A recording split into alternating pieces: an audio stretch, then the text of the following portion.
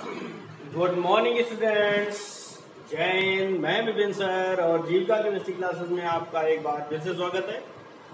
Hello friends, मैंने आप लोगों को पढ़ाया था chemistry important question and answer का सेट नंबर 15। आज आप पढ़ने जा रहे हैं सेट नंबर 16। ठीक है ना, क्या पढ़ने जा रहे हैं? Set number 16।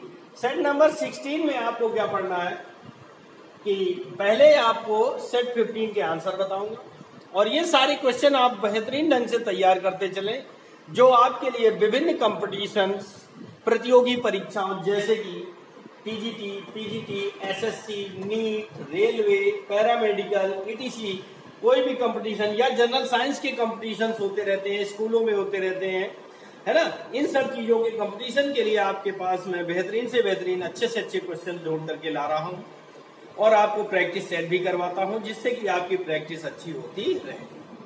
समझने के लिए, तैयारी करने के लिए वीडियो के अंत तक पर बने रहें और वीडियो पसंद आए तो लाइक करें, शेयर करें तथा अगर आप चैनल में नए हैं तो चैनल को सब्सक्राइब करें, बेल आइकन को प्रेस करें, जिससे कि आपके पास सारे वीडियोस की नोटिफिकेशन पहुंच सके। और अगर आपके सारे सीरीज सेट नंबर बाकी के छूट गए हैं या बाद में आपने ज्वाइन किया है तो उसके लिए आपको हमारी प्लेलिस्ट पे जाना होगा और सारे वीडियोस कंटिन्यू आपको मिल जाएंगे।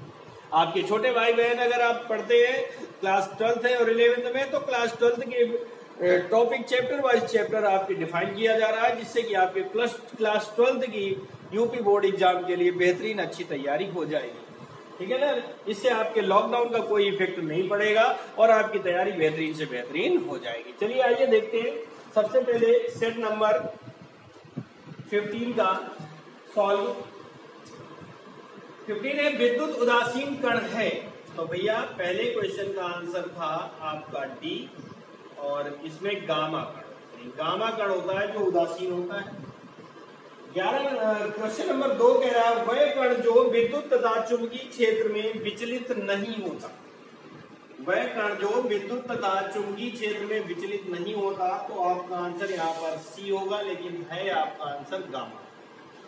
ठीक है, क्योंकि गामा कण पर कोई आवेश नहीं होता और जिस पर कोई आवेश नहीं होगा उसे अंधा, बहरा, गूंगा समझो। अंधा, बहरा, गूंगा समझो। चाहे आप डांस करके दिखाओ, चाहे आप ढोल बजा के दिखाओ, वो अंधा, बहरा, गूंगा है, उससे कोई फर्क नहीं पड़ता। ना वो सुन सकता है, ना वो देख सकता है, वो तो अपनी धुन में चला जाएगा। उसी प्रकार ये है आपका गामा कि इस पर आवेश शून्य होता है, इसे प्लस या माइनस विद्युत क्षेत्र का कोई प्रभाव नहीं पड़ता। नेक्स्ट पॉइंट है, ये प्रक्रम ठोस से गैस कहलाता है।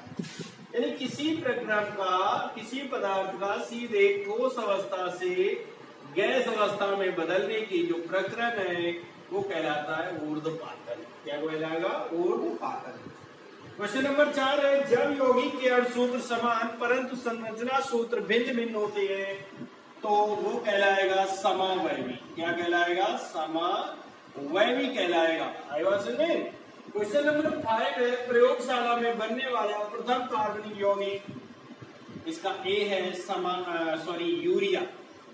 प्रयोगशाला में सर्वप्रथम यूरिया बना था और इसको बनाया था मिस्टर होलर ने। किसने बनाया था? मिस्टर होलर ने बनाया था इसको। क्वेश्चन नंबर 6, यूरिया का संश्लेषण किया था। देखिए वही ऑप्शन आ गया है। क्वेश्चन नंबर 6 का बी है आपका होलर। क्वेश्चन नंबर 6 का बी सही है और आंसर है होलर, क्योंकि इसने कहा यूरिया का संश्लेषण किसने किया था। क्वेश्चन नंबर 7 है, एस्टिक अम्ल का प्रथम संश्लेषण किया था। एस्टिक अम्ल का प्रथम संश्लेषण मिस्टर कोल्बे ने किया था। किसने किया है? मिस्टर कोल्बे ने किया है। ठीक है ना। क्वेश्चन नंबर 8, एस्टिक अम्ल का प्रथम संश्लेषण, एक मिनट, सॉरी छूट गया। क्वेश्चन नंबर 7 आपका कह रहा है कि यूरिया कार्बनिक यौगिक है, इसकी पुष्टि हुई के निर्माण से। तो यूरिया कार्बनिक यौगिक है, इसकी पुष्टि हुई थी एसिटिक अम्ल के निर्माण करके, और ये एसिटिक अम्ल का निर्माण हुआ था और इसका निर्माण मिस्टर कोल्बे ने किया था। ठीक है ना। कोल्बे ने इसका निर्माण करके यूरिया की पुष्टि की थी कि यूरिया कार्बनिक यौगिक है। क्वेश्चन नंबर 8 है, एसिटिक अम्ल का प्रथम संश्लेषण किया था, तो ऑप्शन आपका सी सही है और मिस्टर कोल्बे ने ये काम किया था। ठीक है ना। किसने किया था? मिस्टर कोल्बे ने। क्वेश्चन नंबर 9 है कार्बन कार्बन के मध्य यानी कि ये यहाँ पर कौन सा कोण बनता है, तो ऑप्शन डी सही है 109:28 मिनट। क्वेश्चन नंबर 10 आपका है जैव शक्ति सिद्धांत का प्रतिपादन किया था वो थे मिस्टर बर्जीलियस। ठीक है ना, कौन थे? मिस्टर बर्जीलियस और ऑप्शन इसका ए सही। ठीक है, ये आपके हो गए सेट 15 का सॉल्व। अब आगे चलते हैं सेट 16 के क्वेश्चन नंबर 321 पे। चलिए आगे देखते हैं क्वेश्चन नंबर 321 शुरू करते हैं सीरीज सेट 16। 321 कह रहा है ट्राइक्लोरोमेथेन किसका रासायनिक नाम है? ट्राइक्लोरोमेथेन किसका रासायनिक नाम है? तो ये नाम होता है क्लोरोफॉर्म का।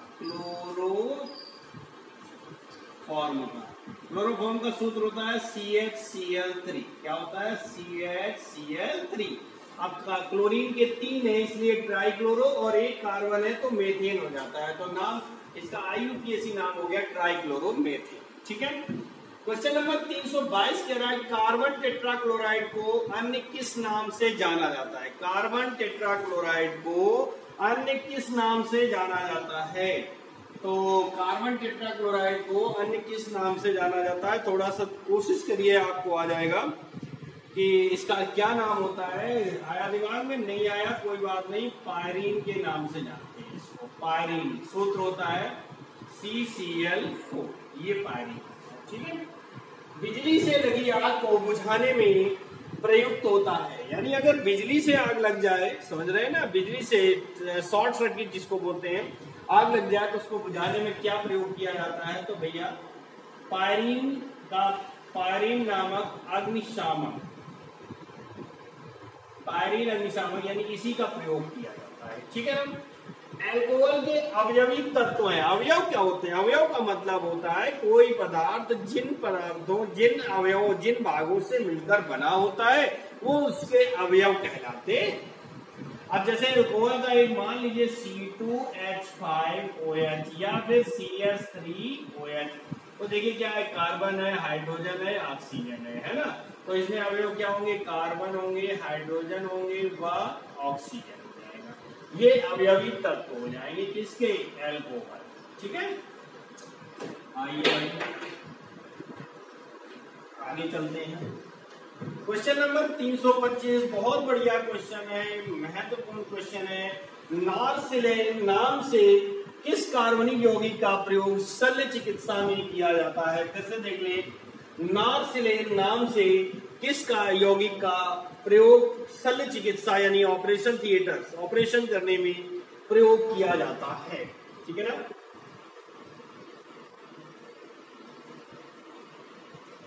एक मिनट, कुछ चीज छूट गई है।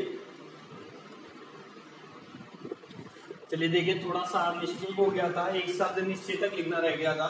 तो क्वेश्चन बनता है नॉर्सिलेन नाम से किस कार्बनिक यौगिक का प्रयोग शल्य चिकित्सा में निश्चेतक के रूप में किया जाता है? निश्चेतक के रूप में प्रयोग किया, यानी बेहोश करने में किसका प्रयोग किया जाता है? नार्सिलेन के नाम से। तो वो कौन सा यौगिक है? आपका नाम होगा एसिटिलीन। क्या है? एसिटिलीन है। इसका सूत्र होता है C2H2। ठीक है ना। 326 है युद्ध में प्रयोग की जाने वाली विषैली गैस ल्यूसाइड। एक बढ़िया सा, ये भी बहुत बढ़िया क्वेश्चन है, आपके लिए नया होगा बिल्कुल। युद्ध में प्रयोग की जाने वाली विषैली गैस ल्यूसाइड। एक हमने आपको युद्ध में, प्रथम विश्व युद्ध में प्रयोग की गई थी कौन सी? मस्टर्ड गैस, जो मैंने आपको अगले कल वाले वीडियो में पढ़ाई थी। तो प्रथम युद्ध में प्रयोग की जाने वाली विषैली गैस ल्यूसाइड किससे बनाई जाती है? ल्यूसाइड किससे बनाई जाती है? तो वो भी आपकी एसिटिलीन से बनती है, C2H2 से ही बनती है। ठीक है। वेस्ट्रॉन का रासायनिक नाम है, 327 नंबर पर कह रहा है वेस्ट्रॉन का रासायनिक नाम है एसिटिलीन टेट्राक्लोराइड। Acetylene tetrachloride. ठीक है, एसिटिलीन टेट्राक्लोराइड नाम है वेस्ट्रॉन का। फिर है मिथाइल अल्कोहल का, सॉरी एंटीफ्रिज। एंटीफ्रिज किसका मिश्रण है? आपको जवाब देना है, एंटीफ्रिज किसका मिश्रण है?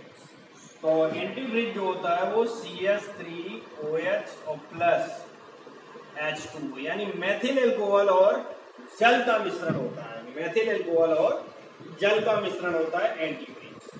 शराब में क्या उपस्थित होता है? तो भैया एथिल एल्कोहल। शराब में क्या होता है? एथिल एल्कोहल होता है। और इसका प्रयोग क्यों किया जाता है? क्योंकि ये विषैला नहीं होता। ठीक है, विषैला नहीं।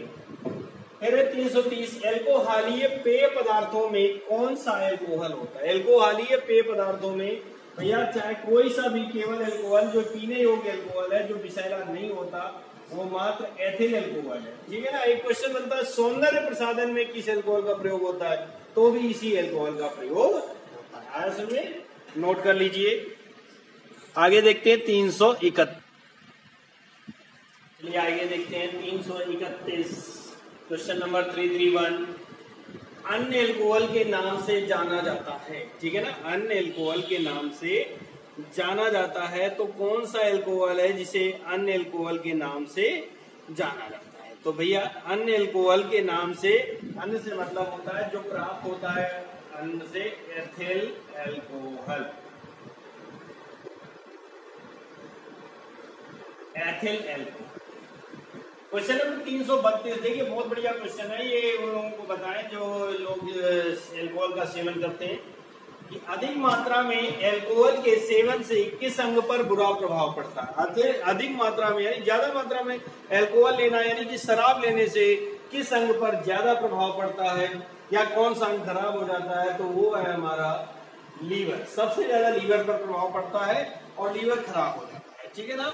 क्वेश्चन नंबर 333 और भी अच्छा क्वेश्चन है कि उन शराब त्रासदियों में जिनसे अंधता होती है, मतलब आपने सुना होगा ना कि कच्ची शराब पीने या देसी शराब पीने से लोग अंधे हो गए या लोग मर गए, तो ऐसा क्या ऐसे है ना। तो कह रहे हैं उन्हें कहते हैं शराब त्रासदी। उन शराब त्रासदियों में जिनसे अंधता होती है हानिकारक पदार्थ है, यानी उस शराब में कौन सा हानिकारक पदार्थ होता है जिसके कारण अंधता होती है या फिर लोग मर जाते हैं। ठीक है ना। तो ऐसा कब होता है? ऐसा होने के कारण होता है मेथिल एल्कोहल। अभी मैंने इससे पहले वाले क्वेश्चनों में बताया था कि केवल विषैला अगर कोई यौगिक नहीं है, कोई एल्कोहल विषैला नहीं है, तो वो मात्र एथिल एल्कोहल यही एक ऐसा है जो विषैला नहीं होता। बाद बाकी ये सारे एल्कोहल विषैले होते। 334 कह रहा है कि विकृतीकृत स्प्रिट मुख्यतः किस काम आती है? विकृतीकृत स्प्रिट मुख्यतः किस काम आती है? इसका काम होता है वार्निश बनाने में, विलायक के रूप में इसका प्रयोग होता है। विलायक के रूप में, यानी वार्निश बनाते समय जो पदार्थों को घोलने का काम करता है वो करता है विकृतीकृत स्प्रिट। अगला 335 परिशोधित स्प्रिट में क्या होता है? परिशोधित स्प्रिट में क्या होता है? आपको जवाब देना है कि परिशोधित स्प्रिट में क्या होता है।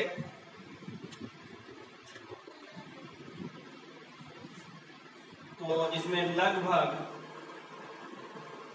95.5% C2H5OH और प्लस लगभग 4.5% जल, ये इतना मिश्रण होता है जिसको हम परिशोधित स्प्रिट में होता है या कहते हैं। 336 कह रहा है परिशुद्ध एल्कोहल किसे कहते हैं या परिशुद्ध एल्कोहल कहा जाता है, किसको कहते हैं? 100% C2H5OH को, यानी जिसमें 100% एथिल एल्कोहल होता है और दूसरा कोई पदार्थ नहीं होता है, ना पानी है ना कुछ भी, उसे कहते हैं परिशुद्ध एल्कोहल।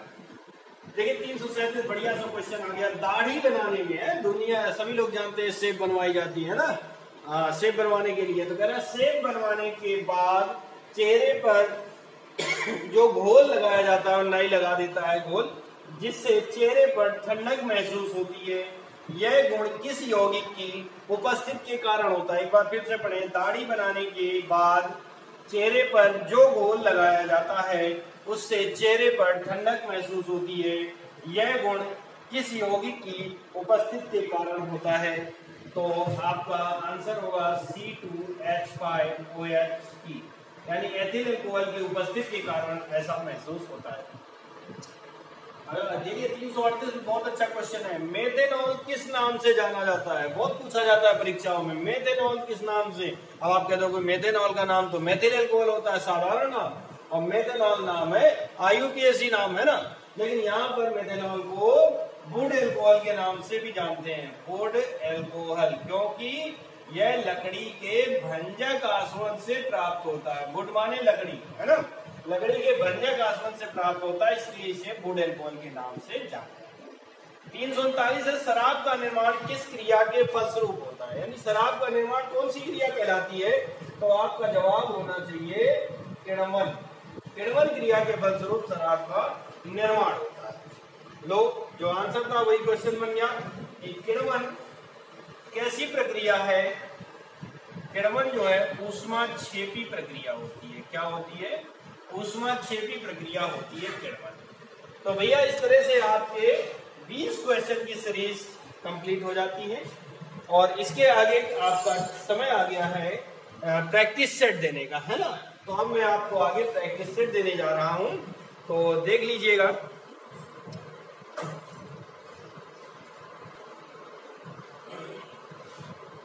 तो चलिए स्टूडेंट्स, ये आपके लिए आ जाता है प्रैक्टिस सेट। तो चलिए स्टूडेंट्स, ये आपके लिए रहा 10 क्वेश्चन का प्रैक्टिस सेट, जिसे आप सॉल्व करेंगे और इसके आंसर आप हमें बताएंगे आपके कितने सही होगा। और इसके आंसर जो सही आंसर है वो मैं आपको अगले वीडियो यानी कि सेट 17 में दूंगा। ओके, थैंक यू, जय हिंद, जय भारत। आप लोग इसे नोट कर लीजिए।